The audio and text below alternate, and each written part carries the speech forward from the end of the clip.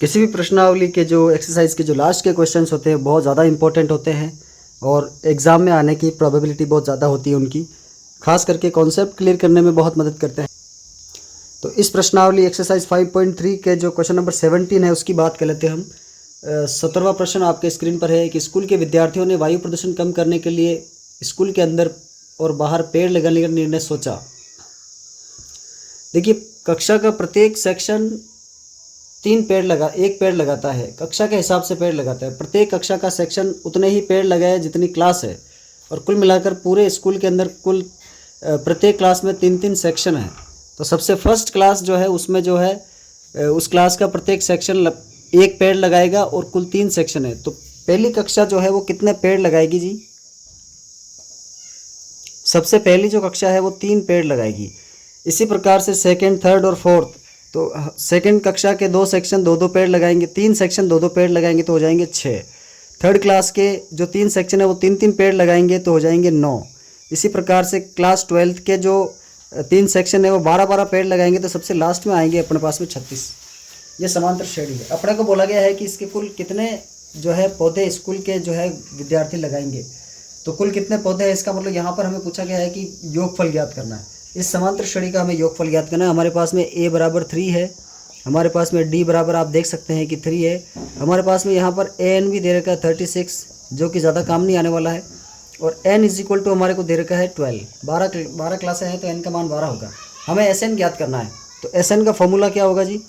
Sn is equal to n/2 bracket 2a plus n-1 into d। S12 is equal to 12/2, 2 × 3 plus 12 - 1 और multiply करेंगे इसको d से। d हमारे पास में 3। S12 को अपन 2 से अगर डिवाइड करेंगे तो 6 आंसर आएगा। और इसी प्रकार से 6 + 11 × 3, 6 ब्रैकेट 6 + 11 3 = 33, 6 ब्रैकेट 39 को 6 से मल्टीप्लाई करेंगे, we will get the answer 240 में 6 कम 234। 234 जो पेड़ है कुल मिलाकर हमारे पास में हमारा आंसर होगा। ये क्वेश्चन नंबर 17 का आंसर है। छोटा सा सवाल है, सवाल बड़ा है लेकिन इसका जो आंसर है काफ़ी छोटा है। अब हम बात करते हैं सबसे इम्पोर्टेंट 18 क्वेश्चन की। बच्चों को समझने में भी परेशानी होती है। ये था क्वेश्चन नंबर 17। बात करते हैं 18 क्वेश्चन की। सवाल है, केंद्र ए से प्रारंभ करते हुए बारी बारी से केंद्रों ए और बी को लेते हुए त्रिज्याओं, ये दे रखे हैं जी, आप सवाल पढ़ सकते हैं, वाले उत्तरोत्तर अर्धवृत्तों को खींचकर एक सर्पिल बनाया गया है, जैसा कि आकृति 5.4 में दर्शाया गया है। 13 क्रमागत अर्धवृत्तों से बने सर्पिल की कुल लंबाई क्या होगी? टोटल लंबाई का मतलब तो हमें कुल वर्ड आ रख गया, तो इसका मतलब हमें योगफल ज्ञात करना, ये तो पता चल गया है। अब इसके आगे हम लोग जो है हम थोड़ा डायग्राम बना देते हैं।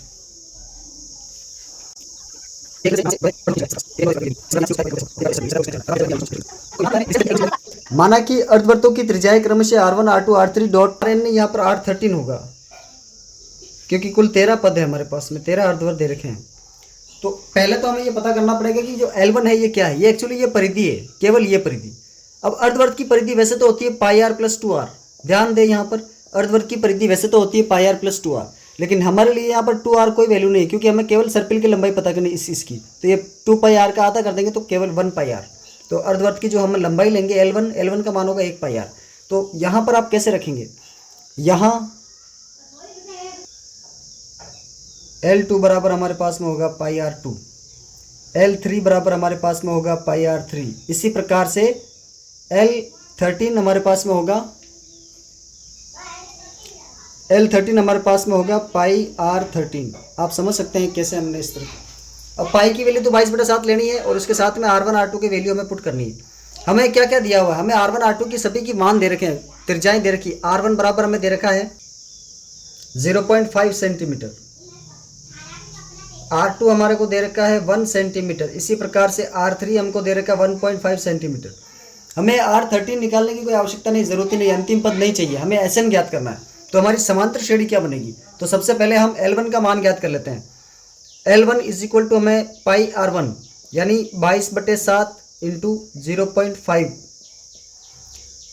0.5 को 22 से गुणा करेंगे तो ये हो जाएंगे 110/7, और पॉइंट लगाएंगे तो आंसर आएगा 11/7। R1 का मान हमारे L1 का मान हमारे पास में 11/7।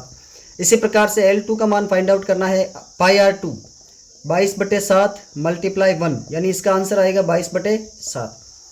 मतलब अब हमें AP क्या प्राप्त होगी, AP शायद हमें ये प्राप्त होगी, परहैप्स नहीं, मतलब एग्जैक्ट ये प्राप्त होगी 11/7, 22/7, इसी प्रकार से 33/7 and dot so on.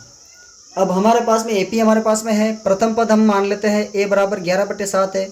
D अगर आपको फाइंड आउट करना तो कैसे करेंगे, 22/7 माइनस 11/7, कुल मिलाकर 7 एलसीएम, और 22 में से 11 माइनस करेंगे तो आपके पास आएगा 11/7, यानी सारवंतर D की वैल्यू हमारे पास में है 11/7। अब हमें इस सभी का योगफल ज्ञात करना, तो अब हमें पता करना है SN is equal to n/2 bracket 2a plus n-1 into D। यहाँ वैल्यू पुट करेंगे सभी की, तो हमारे पास आंसर क्या आएगा, हमारे पास कुल 13 अर्धवर्त है, तो S13/2 2 मल्टीप्लाई 11/7 प्लस 13-1 मल्टीप्लाई 11/7। आप देख सकते हैं, आपको समझ में आ रहा होगा। ये 13/2 को अपन थोड़ा देखते हैं ये कैसे होगा। 13/2 या आंसर आएगा 22/7 प्लस या बचेगा 12 मल्टीप्लाई 11/7। इसको थोड़ा और सरल करेंगे, 13/2, इसको सीधा एलसीएम ले लेते हैं अपन 7, और ऊपर आ जाएगा इधर 22 प्लस यहाँ पर 12 और 11 का मल्टीप्लाई 132, और इन दोनों को ऐड करेंगे तो आंसर क्या आएगा, 13/2 गुणा 22 और ये 154/7। तो 154/7 ये कटेंगे, तो 7 2 जा ये 22 टाइम्स, इसको 2 से काटेंगे तो आंसर आएगा 11। 13 को 11 से मल्टीप्लाई करेंगे, हमारा आंसर S13 प्राप्त हो जाएगा हमको, पूरे सर्पिल की लंबाई। 13 को 11 से मल्टीप्लाई करेंगे तो 130 और 13 143 सेंटीमीटर जो है सर्पिल की डिस्टेंस होगी। ये हमारा आंसर है। क्वेश्चन नंबर 18 का आंसर हमारा होगा ये। क्वेश्चन 19 और 20 ये दो सवाल हम लोग नेक्स्ट वीडियो में करेंगे, क्योंकि बड़े सवाल है, समझना है, सब कुछ देखना पड़ेगा हम लोगों को अच्छी तरीके से आप लोगों को समझाने के लिए। तो इस वीडियो के लिए ये अंतिम सवाल है, अगले वीडियो में मिलते हैं। Keep watching, thank you.